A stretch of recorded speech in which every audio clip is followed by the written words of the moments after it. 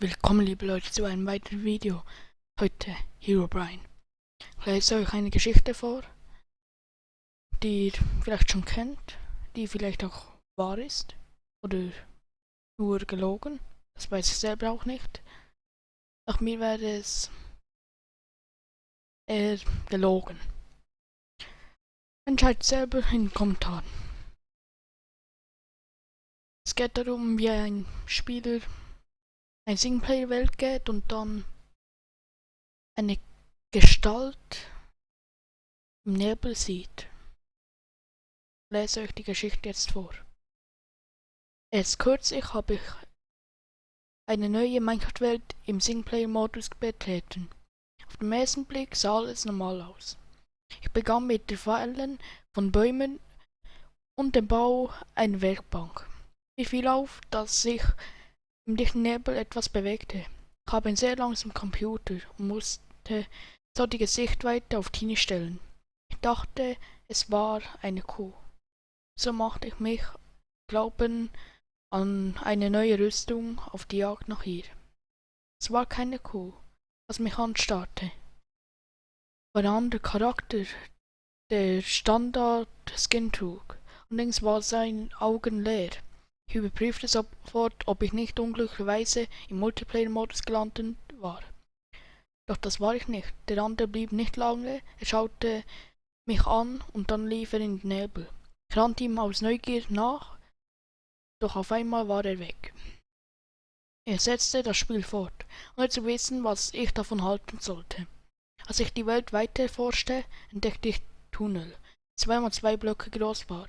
Außerdem fand ich perfekt Sandpyramiden im Ozean und Bäume, bei denen die Blätter fehlten. Das konnte kein Kartengenerator leisten. Ich hatte ständig den Eindruck, den anderen Spieler im Nebel zu sehen.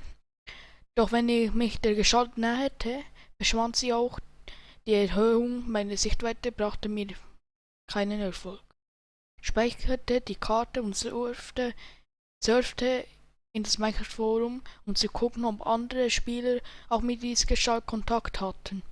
Ich fand keine Beiträge, so eröffnete ich einen Beitrag mit der Frage, ob ich eine ähnliche Erfahrung gemacht hatte. Mein Beitrag wurde innerhalb von 5 Minuten gelöscht. Ich eröffnete wieder einen Post. Dies wurde allerdings noch schneller gelöscht.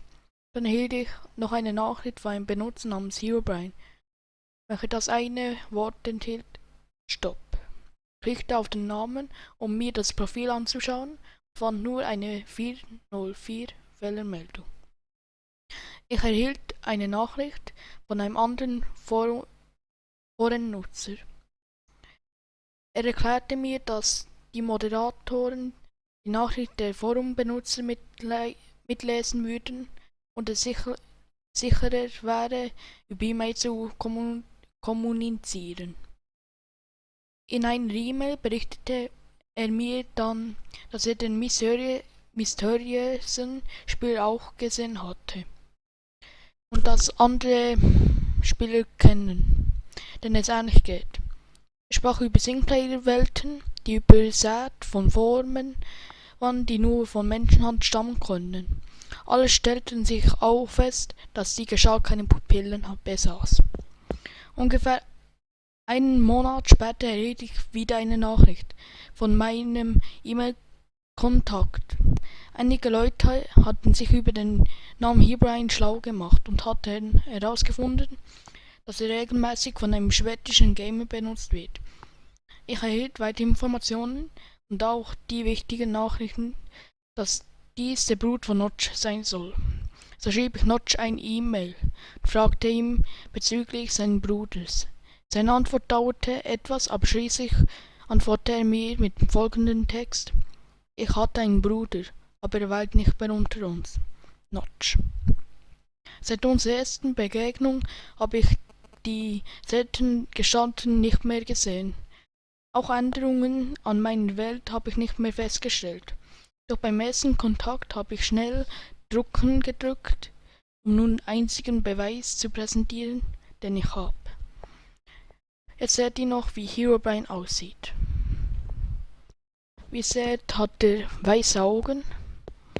Normalen Steve-Körper eigentlich. Aber er ist übermächtig. Es gibt auch einen Mod, den ich verlinken werde. Diesem Mod geschehen creepy Sachen. Eben, ich finde, dass das nicht alles wahr ist. Notch hat auch mal, keine Ahnung wo, zugegeben, dass er nie einen Bruder hatte. Das, was ich gehört habe. Ob das stimmt, weiß ich auch nicht. Wenn es euch gefallen hat, lasst doch eine Bewertung da. Daumen hoch würde mich freuen, Abo natürlich auch, Kommentare auch. Bis zum nächsten Mal. Ciao.